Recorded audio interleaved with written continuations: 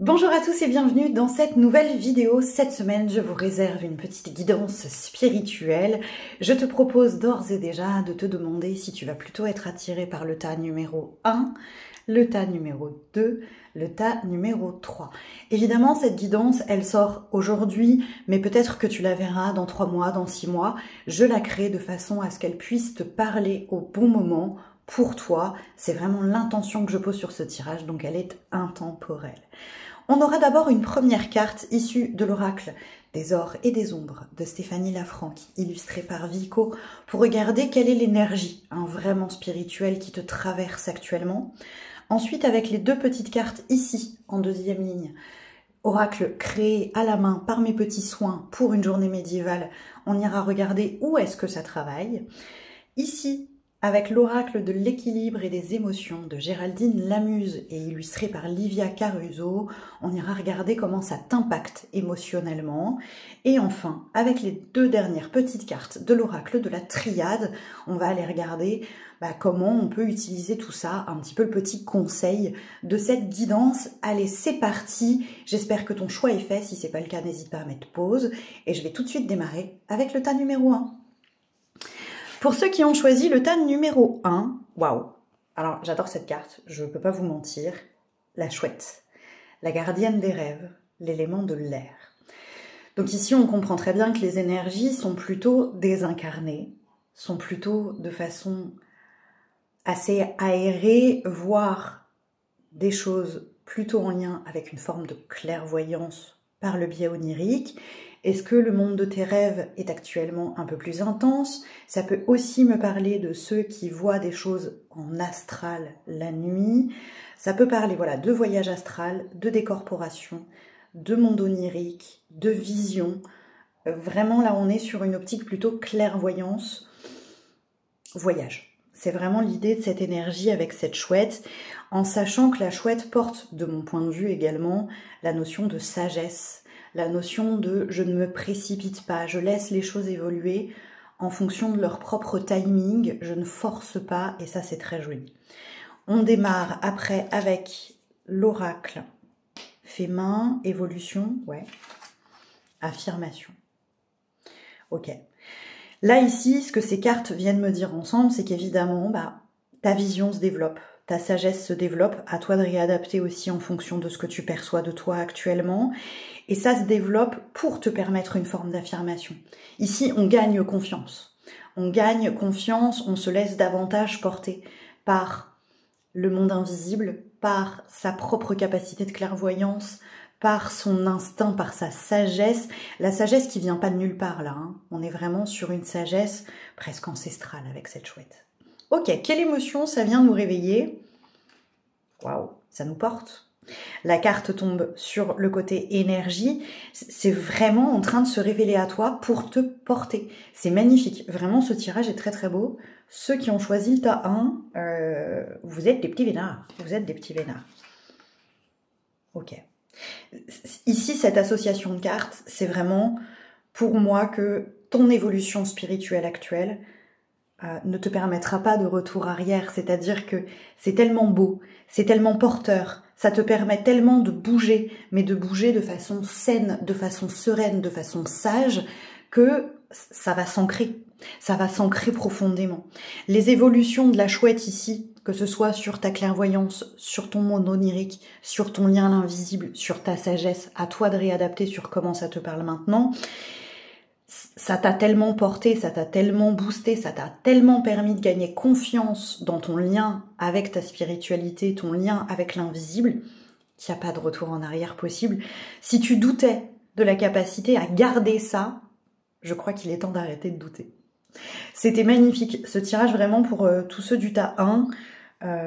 Bravo, parce que je suppose que ce travail s'est pas fait tout seul.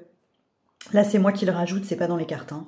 Mais pour réussir à avoir ce niveau de lien avec l'invisible et ce niveau de conscience, vous avez sans doute bien bossé. Donc il est peut-être temps de vous remercier et de vous féliciter.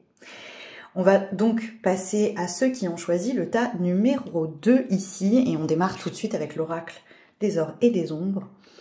On a une carte qui tombe à l'envers là, les petits chats, sans remettre. On est peut-être actuellement replongé dans des bobos. Voilà.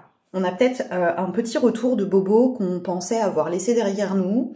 En tout cas, on attire notre attention sur le fait que là, on n'a pas fait ce qu'il fallait. On ne s'est pas octroyé ce à quoi on avait le droit, ce dont on avait besoin pour aller bien. Et ça a forcément un impact, je pense, sur votre spiritualité. Ouais.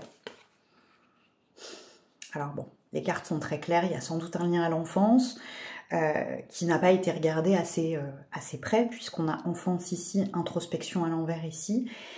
Il y a des bobos d'enfance qui viennent jouer sur ton lien avec la spiritualité. Alors forcément, vous le savez, moi mon petit cheval de bataille perso, c'est la médiumnité des enfants.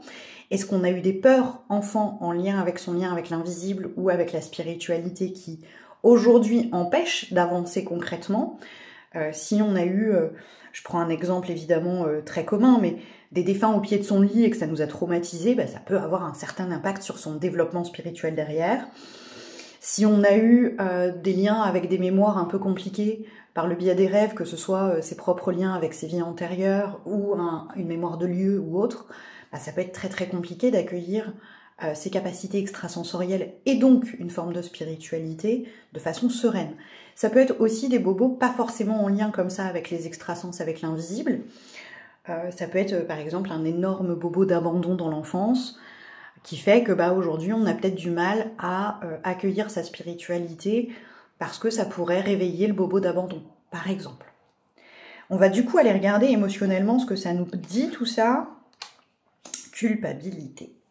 Ouais, on continue, enfin c'est hyper cohérent, hein. On continue à porter les poids de ce passé, on continue à porter les poids de cette enfance, parce qu'on ne s'est pas autorisé. On ne s'est pas autorisé à les regarder. Alors, j'espère que la situation se révèle à toi toute seule. Si c'est pas le cas, n'hésite pas à t'autoriser, à fouiller, à chercher, à te tirer les cartes par toi-même, à faire appel à quelqu'un. Et si tu penses que ce quelqu'un, ça peut être moi, pourquoi pas, mais il n'y a aucune obligation à ça, pour aller comprendre quelle est la situation dont tu portes toujours les poids aujourd'hui et qui t'empêche d'avoir un lien à ta spiritualité plus léger. Je vais aller regarder quand même le petit conseil de la triade ici. On ne se sent pas protégé.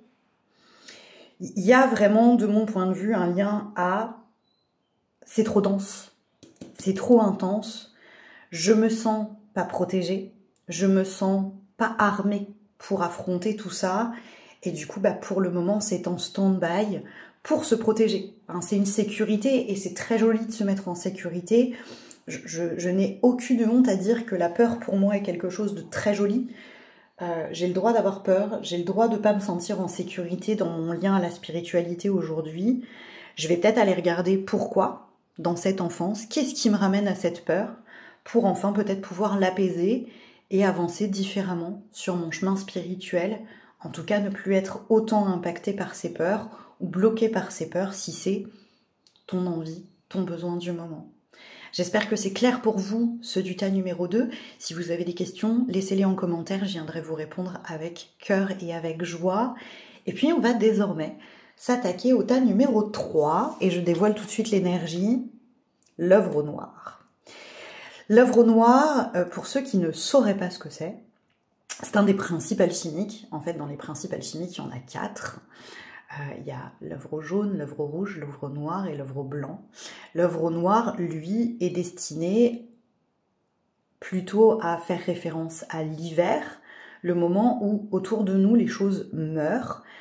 C'est vraiment l'arcane de la mort dans le tarot pour moi. Hein. Ça meurt, mais pour mieux revivre derrière. C'est une phase de déconstruction. C'est une phase où on va se libérer des choses qui ne nous conviennent plus, où on va laisser mourir des parts de soi qui ne sont plus en accord avec qui on est aujourd'hui. Bref, c'est un moment en général pas sympa à passer comme ça. Il y a des gens qui arrivent à le vivre très légèrement parce qu'ils savent que c'est pour mieux repartir, mais parfois ça peut être un petit peu dense, ces périodes-là. J'espère que c'est suffisamment clair. Donc on est clairement dans une phase de déconstruction où on va aller regarder dans notre spiritualité ce qui nous convient, ce qui ne nous convient plus. Ce qui nous porte encore et ce qui ne nous porte plus. C'est vraiment l'histoire du tri, vraiment. Je regarde un petit peu donc avec l'oracle des paradoxes ce que ça vient nous faire révéler. Ouais. Il va peut-être y avoir vraiment des valeurs qui vont bouger. Est-ce que je reste avec cette valeur-là dans ma spiritualité? Est-ce que je reste avec cette croyance-là dans ma spiritualité? Il y a vraiment un repositionnement d'intention.